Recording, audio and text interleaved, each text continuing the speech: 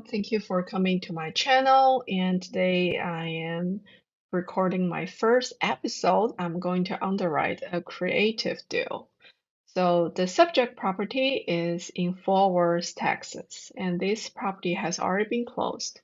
So here are all the details that is shared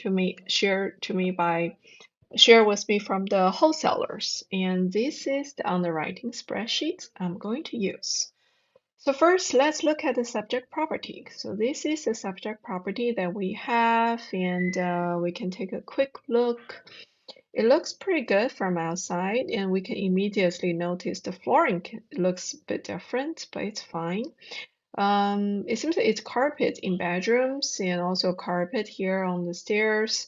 Well, if we want to run it as a long-term rental, it's better to change the carpet. So that will probably cost us at least $5,000 to $10,000. So this will increase our renovation cost, and I will get into it later. And other than that, I would say the backyard looks pretty good and neat. And the kitchen, let's look at the kitchen.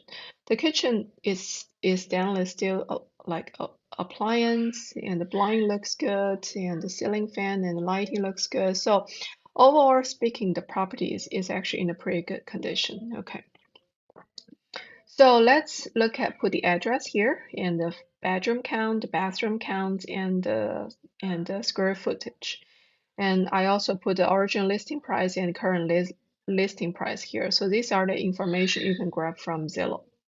Next, let's go into this after repair analysis. So the purpose of this is actually really to help us to understand if the price is basically within the ballpark of the market's number. So I found two subject property from going to PropStream. So this is PropStream, and I go to Open Comps and I go into the properties that is listed here. It's always better to find the most recent sales. So because it will truly reflect the market price. So I dig into all those numbers and I identify two properties. And let's also look at the location of the property because this is also very important. Okay. So this is the subject property, and these are the two comps that I found. So these three are basically one is here, and the other one is here. So we can see it's actually really close to each other. It's within the same subdivision, not crossing any major road. So this is very important. And what else is important in finding the comps? So we need to make sure the build type, and the build, and plus the year built is similar as well. So the subject property is 4 bedrooms, 3 bathroom. This is the square footage, and it was built in 1999. Uh, and so this is one of the comps. So it's 4 bedroom, 4 bathroom. So it's one more bathroom, which is okay. And the square footage is about 200 square footage bigger, and the year build is very comparable.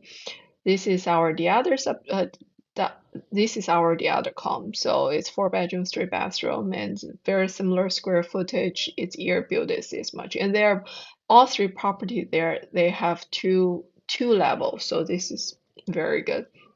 The only thing I would say is for this property, it was sold in September, so it's a bit further, but we couldn't find anything else. So let's just stick with these two columns for now. And so after we plug in the numbers, we can actually can calculate the subject property ARV. It's actually even higher than the listing price, which means that I'm actually feeling very comfortable with the listing price here. Okay, what's next? Let's look at the numbers provided to us by the wholesaler. So the first one is cash to seller. So it says it's $0. So we don't need to give any down payment. So I put it as 0. So it's 0. And we have cash to agent, arrears, assignment fees, TC. So all these numbers we'll plug in here. The entry cost. Basically, we put the arrears here, we put the agent commission here, and as I mentioned before, we'll probably after closing the property, we'll definitely need to do some cleaning and some minor touch-ups. So in this case, we'll probably change the carpet. So I put a very conservative number, $5,000, and the closing cost is typically about 3% in marketing and exit costs, and as well as the assignment fee. This is, and then the next is actually carrying cost. What is carrying cost? Carrying cost is basically the number of months we assume that we'll carry before we find a tenant to live in the property. So this is the monthly carrying cost. This is actually calculated from the number here. So let's go into this session. Why we get to this number. So first is sub 2 principal and interest. How do we calculate that? So this property based on the wholesaler's information is actually we are taking over the seller's loans. So the seller actually has two loans. One is an FHA mortgage. This is the remaining amount. And the second lien, the loan amount is about this much, but it will fall off in September 2024. But still, we need to calculate it. So from PropStream, I was able to find the original loan amount, and this is this much. And I plug in the number given to me by the wholesalers, 3.875%. It's always better to verify it with a loan statement. So if you do like the property, make sure you get a loan statement from the wholesaler. And the term is 30 years, and the first payment day was October of 2021. So this information, I also got it from PropStream. The sub-2 loan amount is the number here. I got it from the wholesalers, and then this gives me the monthly loan payment for this first loan, the first FHA loan. So for the second one, I basically put the numbers here. It's about $16,201. That's the loan amount. This is the interest rate, 30 years, and it gives me the monthly payment about $66.57. I also have the first payment date. So again, all this information, if you do like the deal, plan to purchase it, I highly recommend you to get the loan statement and verify everything. Okay. So with these two loans and the monthly loan payment adds up, it gives me about $1,971.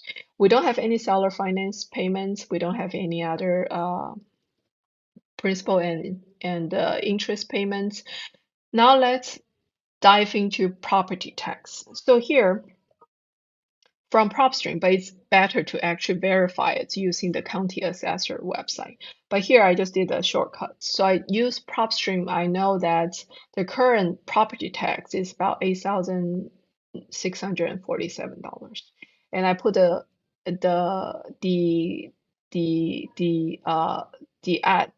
the current asking price here. Then it gives me the new property tax is about $9,439. So I put this number over here. Then I get to calculate the property tax. It's about $787 per month. So what about the insurance? So the insurance, the wholesaler says, okay, the tax and insurance together is about $1,630.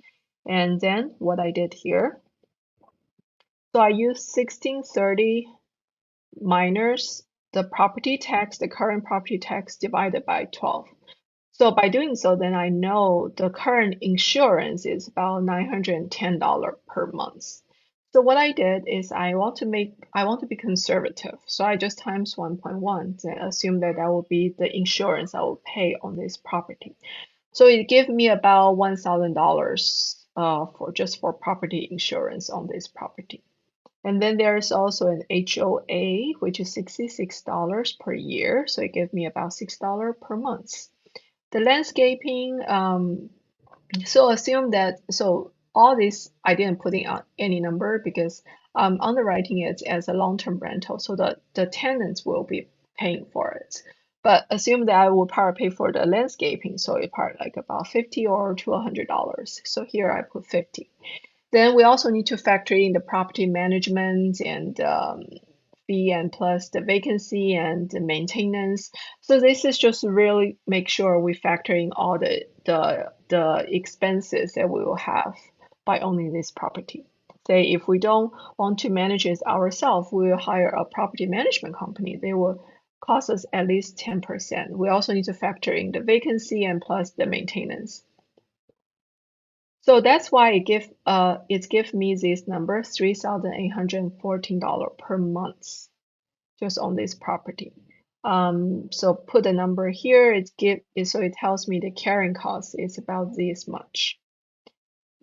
Okay, I don't think there's anything else. And the next one I want to underwrite would be because for this property, I'm going to underwrite it as a long-term rental.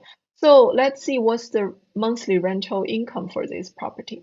So what I did first, I go to randometer. I put in the address and then I put the number of bedrooms and the bathroom, and then it shows me, okay, the average rent is about 2,428 and the median rent is this much. And then just to double check, and I also go on to Zillow and I put the address, I put it for rent and put 4 bedroom, 3 bathroom. So these are all the current property that is out for rent on the markets. And we want to find the ones that is comparable to our subject property. So I see maybe this one is smaller, but the bedroom bathroom counted is comparable.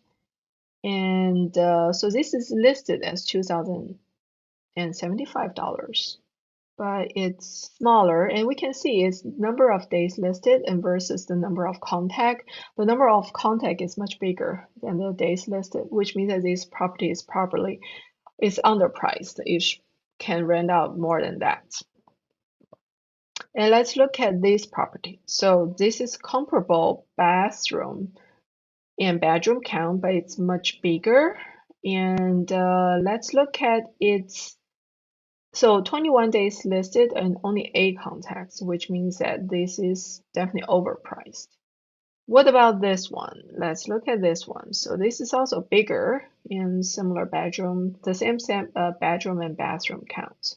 So 19 days listed and 6 contact. Okay, it's overpriced. So just get an idea what's the market number out there and compare with the number that I get from Randometer. So I would say I should feel really comfortable to put this monthly payment just to be on the conservative side. That is about $2,385. Okay. Then after plugging all these numbers, so this is basically tells us if it's a deal or no deal. So these are the goals. We want to have at least $100 cash flow, net cash flow on a monthly basis. But this is actually we're losing money if we do this, just on the net cash flow. And if we want to have cash on cash return to be greater than 12%, this is definitely we're losing money as well. But we have instant equity, so that's a good thing. But then let's look at the entry fee divided by the purchase price or the ARV. If our goal is about 15%, is also greater than that, so which means that it's not a good deal. So overall speaking, I would say this is not a good deal, and what you can do, you can always go back to the wholesaler, give your term, just play around the numbers here, and to see if you can come to the term that you agree upon. And also this actually I underwrite it as long-term rental, but if you want to rent out as mid-term rental or short-term rental, then maybe the number would work. So it really depends on your different exit strategies. Okay, so that's all for today. Thank you so much for listening and watching my first episode. I look forward to doing more. Thank you.